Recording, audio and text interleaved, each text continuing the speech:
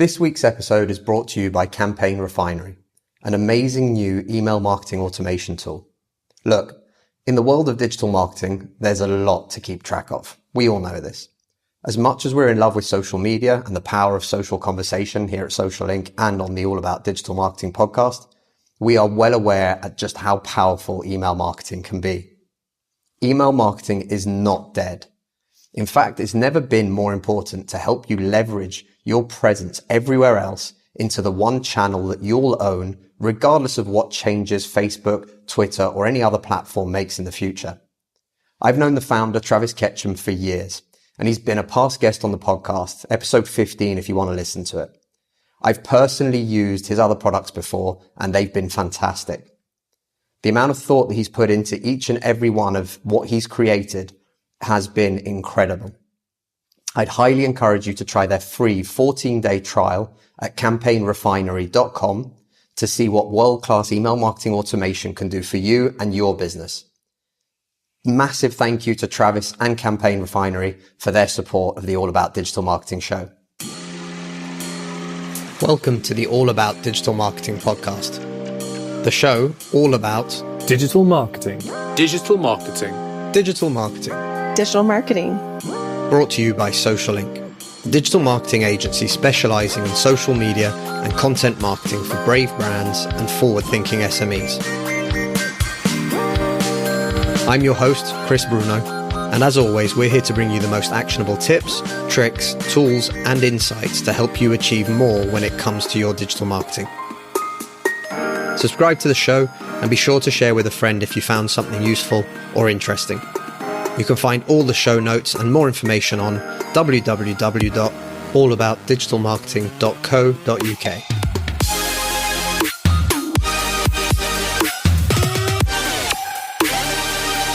Hi everybody, and welcome to another episode of the All About Digital Marketing podcast. This is a little bit different, and today I know that a lot of small independent retailers are going to be worried, more than worried. We've entered a second lockdown phase here in the UK and things are going to be tough. What we were trying to look at recently on the Social Inc. show with my business partner and commercial director, James O'Donnell, was the idea of how can retail independent businesses localize e-commerce and help continue to really focus on supporting and creating that experiential customer service that they offer to their local customers, and how they can use e-commerce on a local scale to continue working even during these lockdown periods. Now, unfortunately, when we started to work through this, we started to look at this about a week before everything had actually started to be announced and the UK government having taken the decision. However, the thoughts in here and the ideas are always what we believe the best possible ideas, tips, tools, ways of how small businesses can make a difference online. And we think that right now, localizing your e-commerce or getting into some form of localized e-commerce for your customers would be a great way to help them continue to support you during these hard times, and more importantly, for you to keep in contact with them. So without further ado, let's jump straight into the episode. I hope you enjoy it, guys. If you have any questions or if you're struggling right now, please don't hesitate. You can reach out to us on all social media channels at allaboutdigmar. We'd be happy to help and give as much free advice as we can. These next few weeks are going to be tough. We all know that. So let's see what we can do to try and help that and help you in any way possible. Take care and enjoy the episode. So, Chris, you've been thinking about small retail shops, independent retailers, and how they can make the most of e-commerce. Yeah, so I think it started with us talking internally about the idea that small independent businesses are obviously having a pretty rough ride in 2020. Everything about what's happening in the world doesn't seem to be going away anytime soon. And our conversations internally started working around the idea of, okay, well, what could we do to best help support an independent retailer to make sure that they're still there a year from now, 2 years from now, whatever it might be. And I think what was interesting about it is whilst we were talking, we had ideas of our own about what we thought potentially might be the limiting factors or the issues, the problems that these independent retailers would be having. And as part of that, we've kind of tried our best to figure out what those might be. And interestingly enough, the conversation that we had, I think it was last Friday, invariably ended up with me going, give me a sec, I'm going to pop out and go speak to an independent retailer in town and actually find out from their point of view what it is that they're struggling with. And so, and what random shop did you choose, Chris? I don't know why you'd want to specify that, James, but I went to an independent wine cellar shop. Woo! To be honest, it feels like there's less and less independent shops in the grand scheme of things, but actually those that do exist are trying to do something very specific. And from the conversation, what I had, which was really interesting, was the idea of them opening a retail store in the first place was to give somebody an experiential buying experience, right? It's supposed to be about the touch, the feel, that human to human contact, that touch point. And that's something that's really important to them. And second thing was, most of them don't want to become international e-commerce businesses. That's not why they set these businesses up. It's not why they created a small independent retailer in a town or a village or whatever it might be. But that in its own right started to fuel more ideas about this, because we want to try and understand what's the best way to support an independent retailer right now as a client, going and buying a bottle of wine from them rather than just picking it up as part of your online Sainsbury's shop or whatever it might be. And also the idea that actually, if you do like that shop and you have been a customer of theirs before, chances are you want them to still be there at the end of all this or when we get to the next new thing. And I think that's the really important part for way too many businesses. So we started talking about the idea of localizing e-commerce. And I think that's where the interesting part comes. A lot of independent retailers have this idea that they want to stay independent, small. They just want to cater to what they started and what their business idea was. And with not trying to tell people that they should go after the international or try to become the next Amazon of wine selling or anything like that. Those businesses already exist. They're pretty well established and they're pushing pretty hard. But the reality is, in your small community and with those great people that you've met and you've given that great experiential service to over the years, they now have the option to either go online and buy directly from Virgin Wines or Majestics online or whatever it might be, or, and that's where it's missing. It's the or that's missing.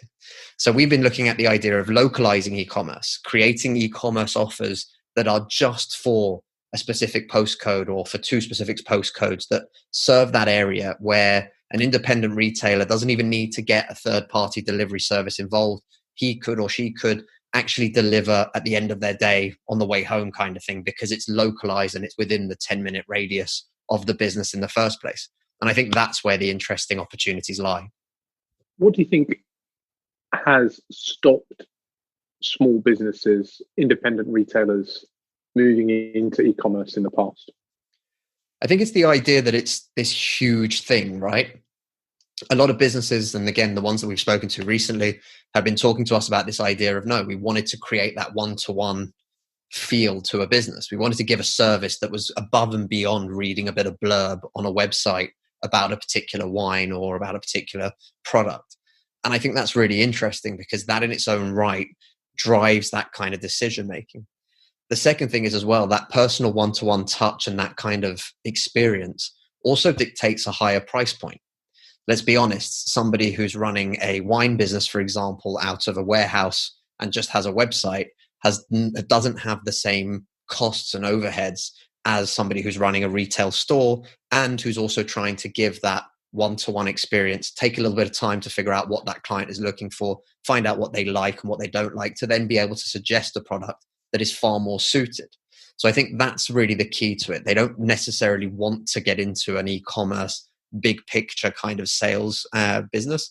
But at the same time, I think it's really important at this stage, and especially with everything that we've gone through so far this year and seeing what's happening in the likes of Wales and Ireland and possibilities of more lockdowns coming, that actually they figure out a way that they can fill the gap between what they usually do in the retail premises and what they can do right now to help support those same customers, those exact same customers. And, what if an independent retailer that you did actually already have a relationship with, that you had already been to or anything like that, offered you the opportunity to have a quick 15-minute chat to discuss which wine you wanted, and then you could purchase that wine and it would be delivered to your house and it's all within the local area? That to me solves that problem, but also gives customers a chance to continue to support the retailer in the first place, which is what we really want to encourage, right? Support small businesses, because otherwise they simply won't be there. And the high street has had a hard enough time over the last 5 to 10 years as is, without this happening like it is at the moment. And I think that's where it's really key. You want to try and find that balance between supporting and still offering that high quality of service for your customers that are already existing, and at the same time have that little bit of flexibility to be able to have an e-commerce, a free delivery to the local area, and continue to be able to offer that to your customers. So let's say I'm a little wine merchant in Buckhurst Hill, East London, and I can see that people buying wine in my shop has been dwindling over the last 6 months. But I want to get into e-commerce. What are the first, 2 or 3 steps that you think someone should take in this direction? So it's a tough one, right? Depending on technical abilities and how you know or don't know how to use the internet, websites and everything else. But today there are systems like Squarespace, for example, super easy to be able to knock up a website, but add products, be able to accept payments, and also to be able to define and really kind of pinpoint that delivery service that you want to be able to offer. And literally by just saying, we only service these postcodes, for example, at this time, is a great way for you to be able to kind of look out for those people and say, look, this is really specifically for you. The second thing is as well, you're not trying to go from zero to everything. And I think this is key. If you've got a couple of 100 products in your shop, it's massively time consuming to get all of those products up onto your website so that people can pick and choose whatever they might want. But a really good way to test this would be to create something pretty simple. So for example, have wine of the week. That's a pretty easy way of doing something. It's not a subscription-based service. It's nothing like that. But you just simply present one product each week and make that available on your website. If you think about it as well, as the time goes on, there's nothing stopping you from leaving that product on the website now that it's done, but you don't have the time-consuming effort of trying to put 200 products in and people trying to figure out what all 200 products are. So that's one way of doing it. Another way would be to, for example, create the mix pack of 6. Try these new reds. We'd love to hear your feedback and whatever else. And this was where, when I started talking to this particular independent retailer, I realized that there's a real sense of wanting to build a community around his product, around the people who like and appreciate it, around the people who want to discover new things. And that started to get me thinking, well, actually, why not do wine of the week and follow it up with, all deliveries will be made on Wednesdays. And on Thursday, we will do a 30-minute session on Zoom whereby I can talk about the wine, I can explain how it works, we can all taste it together, and you could almost create that virtual wine tasting. Now, I know it's not perfect, and I know it's not the best thing in the world, but actually right now, it's a great opportunity and a great way for a small business to be able to create that one-to-many touch point, to keep those people involved in their community, and also at the same time, recording that content allows that to start being used for repurposing onto social media, to be used on the website as to the definition of the wine or explaining the wine. It can be used on YouTube, for example, as, look, we do virtual wine tastings. Would you like to be part for next week? And all of a sudden now you're building that community. You're doing it digitally. You're offering a small amount of products available for order online, which gives you that sense of, hang on a second, does this work or does it not? But, for a small independent retailer, if 10 to 15 people buy online who wouldn't necessarily go into the shops right now because of the way the world is, that's an extra 15 sales. That's a lot. And you're getting those people to continue to be part of your customer base. They're still part of your community. And now they're getting used to being able to buy from you. That gives you opportunities to start creating new offers, subscription models, whatever it might be in the future. But it's just a slow additional burn right now, which is a really useful thing to have. And those extra sales every week could make a huge difference to the bottom line at the end of the month.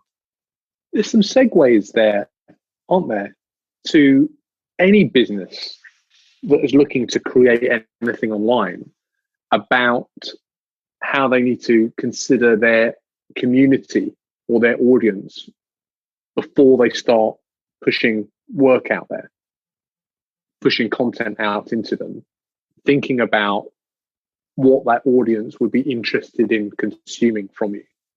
I think most independent retailers especially know it, right? Because they're there, they're running the business, they have that one-to-one contact and they know their customers. A couple of really key things. If you're an independent retailer today and you're not collecting email addresses somehow, that needs to change. Right now, even in store, make it super simple. At checkout, just say to people, hi, would you like to be added to our newsletter list? At the moment with everything being crazy, we'll send what offers we're going to have and whatever else is going to be coming up. And also we might be offering some products online soon that will be able to be delivered to your house locally or whatever. That kind of element is really important because that's how you build your community. The community isn't just built in the ether around your business. It comes from you bringing them together. And I think those sort of ideas are super simple to implement. We're MailChimp partners. We love MailChimp. It's super easy. It's free. You can sign up and simply create a mail list. And that'll allow you to eventually send out emails with new products, new offers, or if you do go down the e-commerce route, the ability to send everyone who's already bought from you an easy to go to web page where they can buy something off of you as well. It's about making that journey easy for them. Keep it simple for yourself internally. It doesn't have to be overly complicated. Like I said, don't try and e-commerce sort out every single thing that's in your shop and put it available online. It's just not going to work and it's too time consuming. And it's also not validating your idea. And this is something that's so important, right? We want to push that out to as many people as possible, as quickly as possible, in the most simple, cost-effective, time-effective way possible, so that we can see whether or not it's of interest. If you send that out to your email list of 50, 100 customers and nobody wants to buy online, they only want to come in to be able to browse or whatever else, fine. That's just the way it is, unfortunately. But if you can test that and people go, yes, I do want to support. Yes, I do like buying from you. Yes, I will buy because it's free delivery to my local area. That gives you incentive to say, this is worth pursuing. This is worth growing out. And then you can decide whether or not it's worth investing more time or money by getting a third party to help you build it. Hey everyone, I hope you enjoyed that. You can find that video, the original, on the Social Inc. YouTube channel. There's a link down below in the show notes and also on our website, www.allaboutdigitalmarketing.co.uk. The reason I've jumped back in for an outro, and this isn't something that I usually do in any way, shape or form, but it is to say that Social Inc. as an agency, we're trying to do everything that we can. And included in that is we're giving away as much free time as we can to any independent retailer, any small business that right now is struggling when it comes to online. It doesn't matter whether you're struggling to be able to have online conversations or find people and give them better ways for them to interact with you, or if it's just simply a case of you're stuck, you're not sure what to do next for e-commerce or with your website or with social media marketing, especially during these crazy times. So we're here to just say, again, we want to help as many small businesses as possible. And as part of that, we're giving away free 60-minute sessions with myself and James O'Donnell, our commercial director, to talk about anything to do with your digital marketing, with your online outreach, lead generation, e-commerce, whatever it might be. If we can help point you in the right direction, we'll feel better. But more importantly, more of us will be able to come out of this at the end and still have our businesses intact and still be able to continue to flourish. Remember, if you'd like to know anything more, you can visit us on www.socialinc.co, or you'll find a link in the show notes below. Again, take care, everybody, and I wish you all the best. The All About Digital Marketing podcast is brought to you by Social Inc., a distributed digital marketing agency specialized in delivering results through online campaigns. Whether it's content marketing, social media marketing, online advertising, or web design, we've got you covered, from strategy through to delivery. If you're struggling with your digital marketing, get in touch today by simply visiting www.socialinc.co.